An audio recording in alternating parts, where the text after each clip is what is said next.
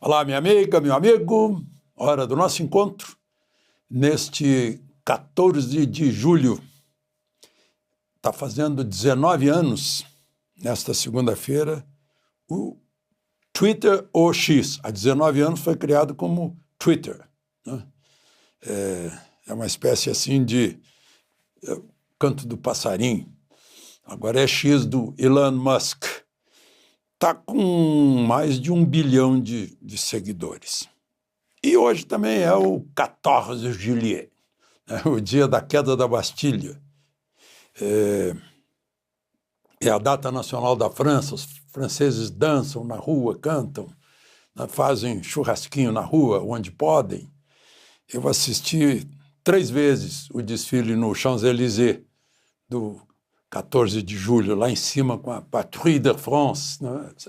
É a esquadrilha da fumaça deles, deixam o céu colorido com o bleu blanc rouge francês.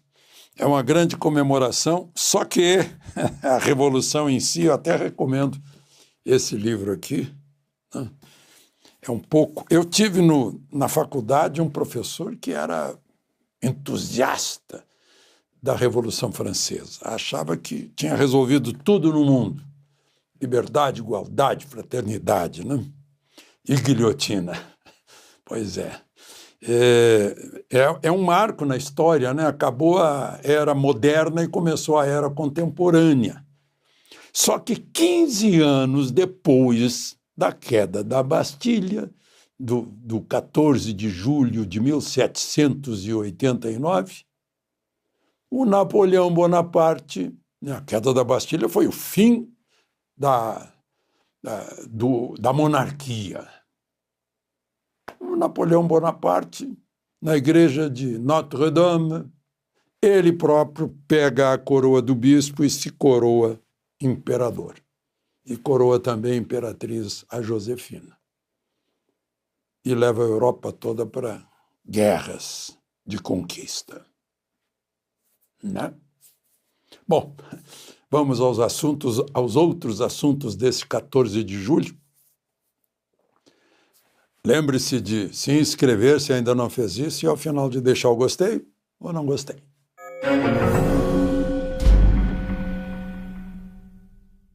Hoje eu vou começar com uma perguntinha, só para fazer a gente pensar, e principalmente os que exportam. O que é pior para o Brasil? O que é pior para a economia brasileira, para as empresas, para os empregos, para a renda de todo mundo?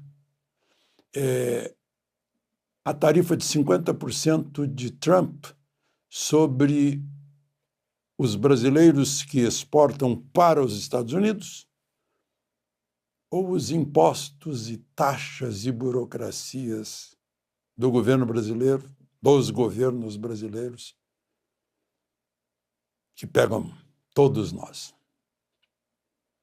É de pensar, né?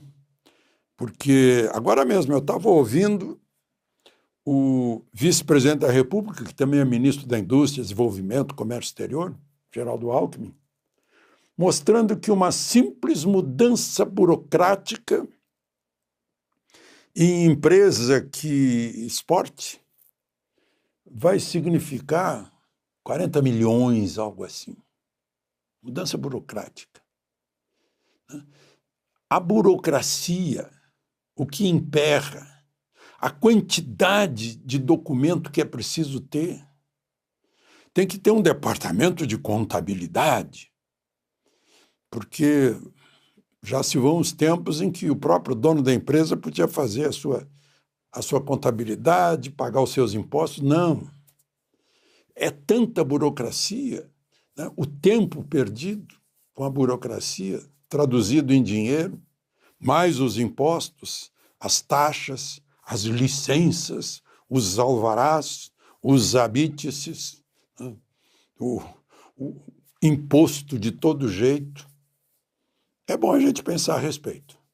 O Trump pega uma faixa de exportador, que não é de gente pobre. Para exportar para um mercado como os Estados Unidos tem que ser empresa bem estruturada, empresa grande. A gente vê isso porque, por exemplo, eu falava hoje com um integrante de uma grande e imensa empresa brasileira que tem ações na Bolsa de Nova York.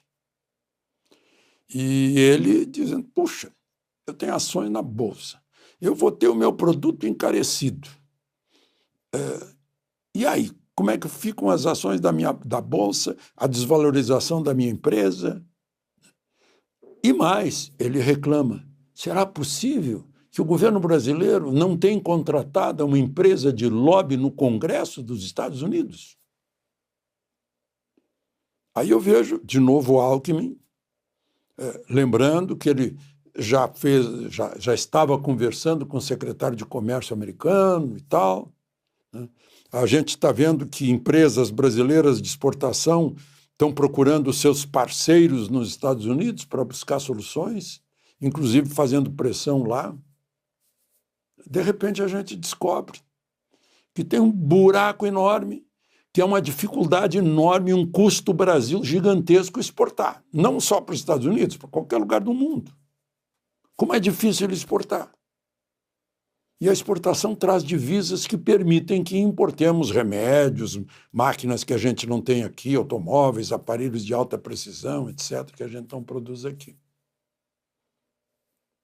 Aliás, o ministro e vice-presidente Alckmin estava na reunião, houve uma reunião no Alvorada, domingo, Lula, ministro da Fazenda Haddad, o vice-presidente Alckmin, provavelmente isso que ele anunciou hoje veio da reunião, o ministro da Agricultura, Fávero, a ministra da Política, Gleisi Hoffmann, o ministro da Propaganda, o Sidônio, e, pelo que eu vi no jornal, a Miriam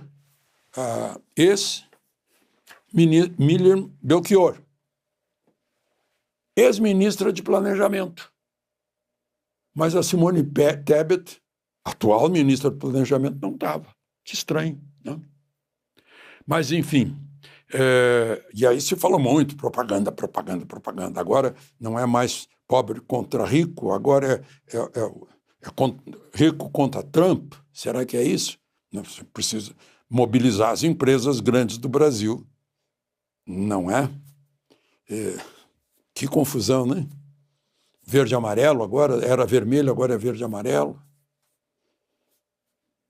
Tudo é crise de identidade, né? Vai dar uma crise de identidade aí. Patriotismo. Aí eu vejo o vice-presidente da República dizendo o seguinte, já é uma frase provavelmente inventada lá pelo Ministério da Propaganda, né? O Brasil é dos brasileiros e se escreve com S, de soberania. Nunca seremos Brasil, com Z. Fomos mais tempo Brasil com Z que Brasil com S. Só entre nós aqui. Sabe desde quando? Desde 1400... foi isso que eu disse. 1400, eu anotei aqui... 1424, quando saiu o mapa do Armando Cortesão, mostrando uma ilha que fora descoberta pelo português Diego Brandão, ele pensou que fosse ilha. Estava cheio de um pau cor de bracha, chamavam bracha com X, escreviam bracha com X. E ele deu o nome da ilha, Ilha de Brandão ou Brasil, no Atlântico. Registraram no Papa, que era o cartório da época. 1424. Eu sugeri até quando o presidente da Petrobras tem um nome holandês, me foge agora. Eu sugeri a ele queria botar Petrobrax para seguir a moda da época com o terminal X, tanto que a S virou Exxon, né? Petrobrax. Aí eu disse para ele, é o X do primeiro nome de Brasil, X. Depois veio o Z. Aí está lá na Constituição do Império. Na Constituição do Império é Império do Brasil com Z. Vejam aí a capa da Constituição da República. Constituição da República, sim, Brasil com Z. E foi com Z, e nós éramos brasileiros com Z. Eu lia no brasão, no portão da antiga prefeitura de Estrela, Estados Unidos do Brasil com Z. Aí houve um acordo com Portugal, Getúlio estava no meio, virou, mexeu, uns não aceitaram, outros aceitaram, e lá pelo início dos anos 40 é que mudou para S. A maior parte do tempo fomos com Z. Não, só para a gente dar autenticidade a essas falas jogadas ao vento, assim, slogans de propaganda, né? Bom, outra questão, só para a gente terminar, teve audiência no Supremo, Mauro Cid foi ouvido mais uma vez e disse lá que Felipe Martins chegou com 2 juristas com a minuta que era para meio que anular a apuração do TSE e convocar nova eleição, né? E aí o advogado de Felipe Martins, o doutor Jeffrey Chiquini, interrompeu dizendo que era uma contradição do que Cid havia dito antes. E aí o ministro Alexandre de Moraes disse: enquanto eu falo, o senhor fica quieto. Aí, lá pelas tantas, o advogado de Felipe Martins insistiu, dizendo, quer dizer que o meu cliente não estava no avião. Não, não estava, confirmou Cid.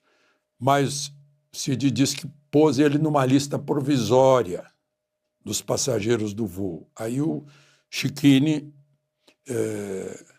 contrapôs, né? Então, por causa de uma lista provisória, ele foi preso. Por causa da sua lista promissória, ele foi preso. E aí, de novo, Moraes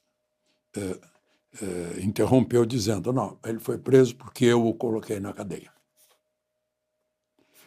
Amanhã vai ter no Supremo uma tentativa de audiência de conciliação entre o Poder Legislativo e o Poder Executivo sobre o aumento do imposto sobre operações financeiras. De Brasília, Alexandre Garcia.